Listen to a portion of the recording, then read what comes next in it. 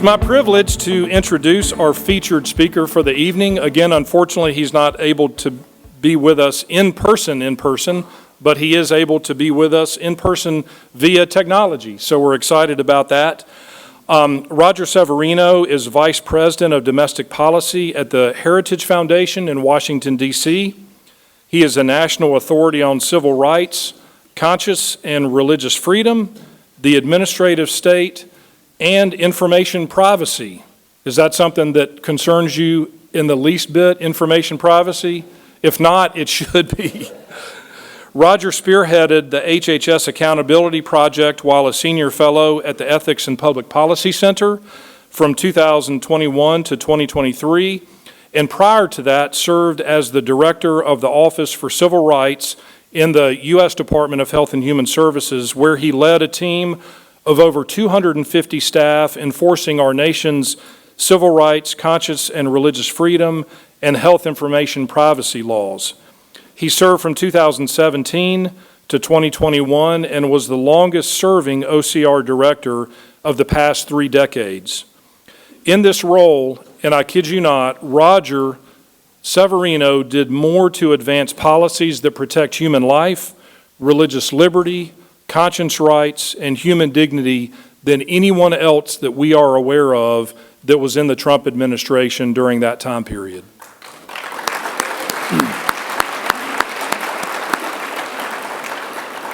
Jerry and I would be invited through the Faith Outreach Department at the White House, invited to participate in calls with leaders like Roger, and Roger often was leading these phone calls, and they were announcing enforcement actions or administrative actions that the administration was taking. And time again, Jerry, we would get off the phone, and either we were in the same office, or I would run to Jerry's office, or he'd run to my office and say, "Did you just hear what I heard? I can't believe this." I mean, we were astounded at just the measure after measure that individuals that Roger was involved with and that was leading were doing to promote life and religious liberty and all these values that we hold so dear in the Office of Civil Rights in our federal government. It was truly remarkable. Roger holds a law degree from Harvard Law School, a master's degree in public policy with highest distinction from Carnegie Mellon University, and a bachelor's degree in business from the University of Southern California. Roger started his legal career at the Becket Fund for Religious Liberty, where he was legal counsel and chief operations officer, and where he defended the rights of all people of faith, of all faiths, under federal and international law. So folks, he's been at this for a long time. And Roger, I'm not saying that you're old. He's just been doing this for a long time. This is a heartfelt, passionate commitment that he has. Roger and his wife Carrie have been dubbed a conservative power couple among Washington, D.C.'s inner circle, although I don't think they would consider themselves necessarily part of the D.C. inner circle. And in his spare time, Roger enjoys teaching salsa and West Coast swing. So I think if he was here in person, he might have given a demonstration, maybe taught a little bit of that after the dinner. That probably won't be possible, but who knows, by this next time technology, it may be. But with that, friends, please help me welcome Roger Severino. Thank you. Thank you. John, thank you so very much. The warm welcome. I wish I could be there in person. I was actually visiting a college campus with my daughter and trying to fly back. It was one of those cold states, and the airplane de-icing didn't work. So otherwise I would be there and would absolutely be giving you some salsa lessons after the presentation. But speaking of college and visits, this is my eldest daughter, and we're getting at the time where my kids are starting to go off to college. So by a show of hands, how many of you have children or grandchildren that are in high school or actually in college? Let's see a show of hands. That's a good number. Okay. So they're going to be hearing the standard graduation speech pretty soon. And they really take the form that's very common, pretty much boils down to two things. Just about every college and high school graduation speech is going to say, number one, be yourself. And number two, you are going to change the world. I'm here to give the anti-graduation speech. Number one, it is terrible advice to simply say, be yourself.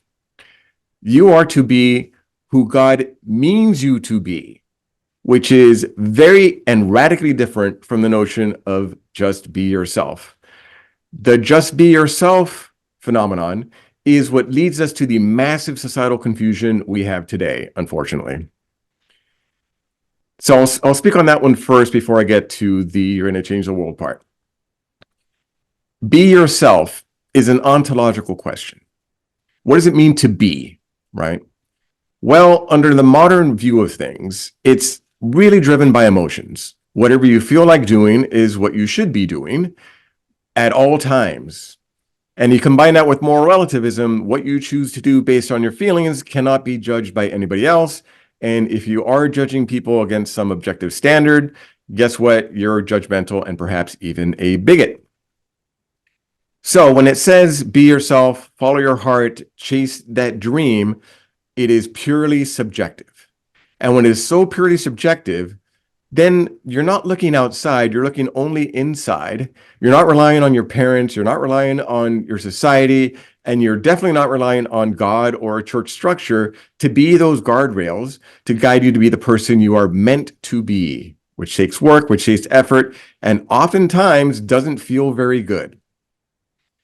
Well, we're in a society that tells you that you could be whatever you want to be, including something that is exactly opposite of what you are.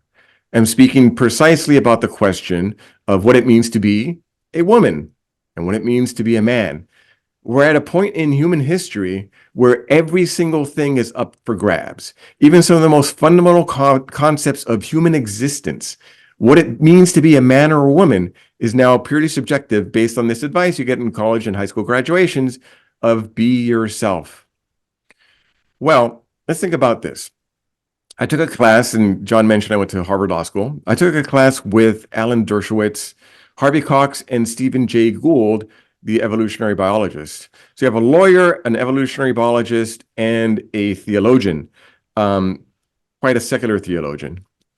And we discussed the questions of, let's do a thought experiment. Imagine you get to heaven, and the professor asked, how many of you would be bothered if everybody was blue and there were no more races of white, black, Asian, etc.? Raise your hand if you feel you would have lost something if you go to heaven and there's no more race. And only a handful of people raised their hands. And the professor asked another question. Okay, what if you get to heaven and there's no male or female? How would you feel about that? Would you feel something had been lost? Tons of hands shoot up. And the professor was saying that, and this was when I went to law school some time ago, that this was a striking difference. And every time they asked that question, they would always have very few people who cared about race, a ton of people cared about being male or female. And there would be a loss if you're in heaven and you weren't male or female. Well, it harkens to our very natures. We are created male and female, right? From the beginning, it's part of our human nature. It's part of our deepest identity.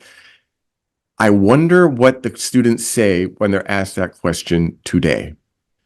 I would imagine many hands go up when they ask the race question, and much fewer hands go up when they ask the question about male or female, which is a symptom of the massive confusion we have in our society today. So what is the antidote to this sort of fuzzy thinking? Well, it goes back to understanding what human beings really are, okay? We are first created, right? That objective standard, we weren't the measure of all things. Some external force, actually God, was the one who gave us the breath of life and created us male and female. And more than that, created us in his image and likeness. And that point, being in his image and likeness, is the actual source of our human dignity. So if you get that primary question wrong, who we are and where we came from, everything else is going to be wrong. You're going to lose the sense of what it means to be human. So now you have, of course, rampant abortion, which is a fundamental misunderstanding of what it means to be a human, that spark of human dignity that's involved in every person from the moment of creation, in each personal creation. That's lost if you're confused about the ontology, our theory of being. It's all interrelated. And it all comes back to this modern notion of just be who you want to be. Be true to yourself. Okay. Even Shakespeare, who said, "To thyself be true," was wrong. So that's the step number one. We have to make sure our young people understand that primary fact before they graduate high school and college, so that when they hear that at their graduation speech, they'll realize, aha, that is terrible advice, and it's going to lead to some very, very dark paths. So let's move on to the second anti-graduation speech point, and that is, you're going to change the world. Well, let's think about that. When the people are saying that at the speeches, they're going to say, you're going to change the world in worldly terms. So you're going to find a cure for cancer.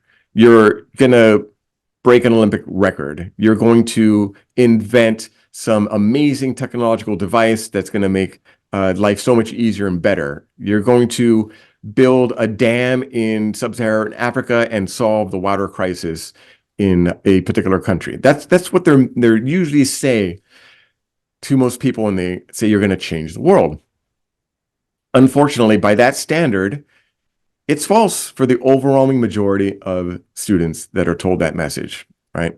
So let's think of some objective measure we could put to that, what it means to change the world. Let's say a major newspaper will mention the person's name one time for something that they did of note that changed the world, right? We could consider that somewhat of an objective measure. You did something, and the New York Times, Washington Post, Wall Street Journal, USA Today mentioned your name for that accomplishment one time in your life. What percentage of Americans have ever had that sort of level of impact? It is a tiny, minuscule amount of people, right? That is the reality of things. So when you combine this with the false ontology, with false expectations, you're setting our young people up for failure to the point of despair. They're going to be in a point where they're going to chase their own personal dream, thinking that they will be changing the world, when the likelihood that in those terms they're actually going to achieve that level of tremendous success is very, very small. Very small. Now, I do have a happy note, right? For any graduation speech, you have to instill some hope. So what I would say, and this is what I say to young people, is, well, it's not about being yourself and changing the world in worldly terms. It's about being what God is calling you to be and created you to be, living according to that standard. And if you do that, you will actually change the world. But not in the terms of you're going to be famous or you're going to be on the cover of a magazine. No, in a much deeper and more important way. And this is something that's available to almost everybody, right? Almost everybody. So let's think about our human embodiment and our creation. We were created male and female. It turns out that when male and females join together in the most intimate union known to all creation, there's a pretty good odds that there will be another human being created. And the odds of that human being being male and female is 50-50. And we're actually made for each other, right? Men and women are complements for each other, for family. That is how our species is perpetuated. And the ability to form families is open to just about everybody. And it was a cultural expectation for just about everybody for the 99% of all human history, right? And if you live according to our design and actually prioritize marriage and family, right, in that order, then you could change the world. Because whatever goodness you pour in to your children, and if you instill that same value of knowing what you're designed for, and you live it out fully, despite what your feelings may say at any particular moment, and you pour that love into your children such that they will reflect it to others, And God willing, they will follow your example and also do the same through marriage and have children and instill those values. That ripple effect will change the world. And that is within everybody's power. And you have to take a long view. You have to take a spiritual view. Because right now, if you think about what we can do to restore America's greatness or the greatness of Western civilization, I spoke of some of the ills we're facing. There are many, many more. You might say it's a rather dark time. So many institutions are currently under direct assault. What institutions are preserving American values or biblical values today? Well, we don't have the universities. We don't have big business. We don't have big tech. We certainly don't have the media, academia, and schools all the way down to K through 12, where now you're having the drag queen story hours to our little children, right? We have crime in the streets. The churches are under attack even. So what institutions are left? We can't put our trust in politics and politicians. We have the natural family, right? The church, the gates of hell will never prevail against it. It's been battered. We have the church, churches. We have the family, right? That fundamental unit. And see, the forces that are actually working of those messages that are against the values that have made our country phenomenal and exceptional, they have one big weakness. Those forces, mostly on the left, mostly highly secular, are literally not reproducing.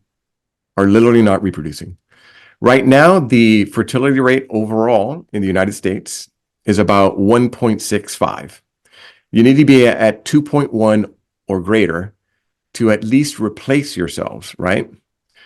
50% of all children are born female and male.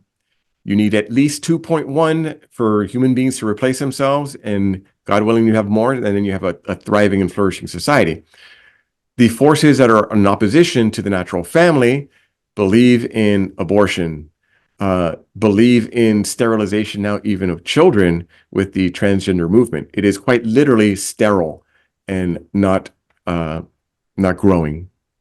Whereas the traditional view is one where children are blessings, and it's like a warrior who has a quiver full of arrows and a table surrounded by children is the greatest blessing. And again, this is quite biblical, and of course, it's natural and part of human history. Yet we're at a stage in American and Western culture where we are disappearing by default. So I'm speaking about this issue of the importance of marriage and having children because I think this is the single most important issue facing our civilization. Forget Social Security, forget climate alarmism, even the other issues I've mentioned. As bad as they are, the ability for us, if you look around the room, to have this same sort of gathering 50 years from now is at risk. It is quite literally at risk. In about 10 years, the experts believe that about 50% of people will not be married by age of 45. So those young people hearing the message of be yourself and you're going to change the world are not being told that, oh, by the way, if you keep on this same track, about half of you are probably never even going to get married. Forget about married and someday divorcing, but not married at all. The average age of first childbirth now and marriage, let's start with marriage. The average age of marriage now is 30. And when you have delayed marriage, you're going to have delayed childbirth. And if you have delayed childbirth, you're going to have very few number of children on average. And you're going to have what we're experiencing now in the West, that below replacement fertility rate. So people wonder, okay, so why is this even a big issue? Why should we care? Isn't the world kind of crowded already? Well, the myth of overpopulation was simply that. It was quite the myth. It was the notion that somehow we would grow such that we would outstrip our ingenuity to provide for ourselves. We've proven quite capable of geometrically growing, for example, the food supply and curing diseases like polio and smallpox. And the more we grow, actually, there's a thing called the genius quotient. A certain percentage of people that are born will be literal geniuses. And the goodness that they can bring to the world is far outweighs the bad that certain bad people can do in destroying things. things like knowledge and the expanse of knowledge is free and grows and multiplies and can be carried on. And the goodness that comes from those sorts of things, you cannot underestimate. And that takes an optimistic view of humanity. And you compare that to the very pessimistic, dark view, where there are too many people, supposedly, and it's hurting the environment, where each new human life is actually a carbon emitter that is actually contributing to climate change and a consumer of things. That's a very dark vision, and it's one that leads to very dark places. The absolute desire to control every aspect of fertility that we're seeing nowadays leads to things like eugenics, that you must have a perfect child if you're going to have any child at all. And it really comes into a philosophy where marriage and having kids isn't the building block of happiness.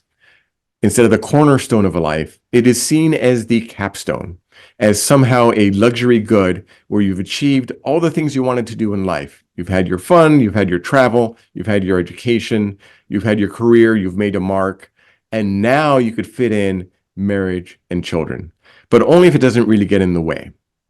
And you compare that to a different view, where every child is seen as a blessing and something that will carry on the goodness that you can impart to them. And it is something that gives back to you in greater measure even than you put in, and which has been my experience with my children. And again, this used to be the norm.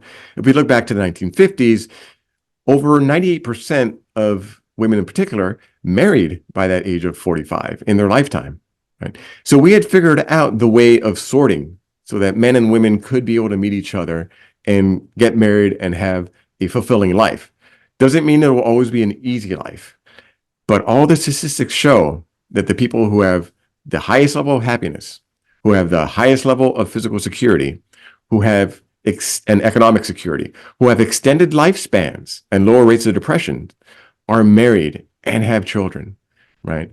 This is the group where we know have the best life outcomes. And now we're seeing marriage as being something akin to a privilege that only a select few can even get into, and only if they've already accomplished so many things before. These are messages that our young people have to hear. I encourage all of you, those who raise their hand, who have children or grandchildren that are in school age or even younger, let's start them as young as possible, to give them this message that what is God calling you to do, right? You may be called to religious life, that's one avenue, but ordinarily people are called to marriage as family, as opposed to your goal in life is to get the best career and the most prestigious degree you could get, and then maybe make some space for children, right? This idolization of work is a major problem in our society. And you think back, work itself was a consequence of the fall. In the beginning, it was not so. In the beginning, it was a pleasure to till the soil. It came out easily. It was only part of the fall that work was actually something that had to be done through the sweat of the brow. And again, another scriptural reference, in the beginning, it was not so. Men and women were joined for life, and divorce in the beginning was not so. It was only allowed for the hardness of people's hearts. So we have to soften people's hearts to the notion of marriage and family. There'd be so many things that would be cured. All our social ills, so many of them would be cured if people returned to prioritizing these simple things. So let me give you one example. The most dangerous place in the world right now for an unborn child is in the womb of an unwed mother. Of all abortions of pregnant women, 86% of them happen in the context of an unwed mother. So we could think, well, it's really the question of financial resources, or it's not in their stage of life that they're ready to have a kid, all these reasons that are commonly thought of. But one reason actually tends to predominate. When a woman gets pregnant, and perhaps unexpectedly, one question really comes to the fore.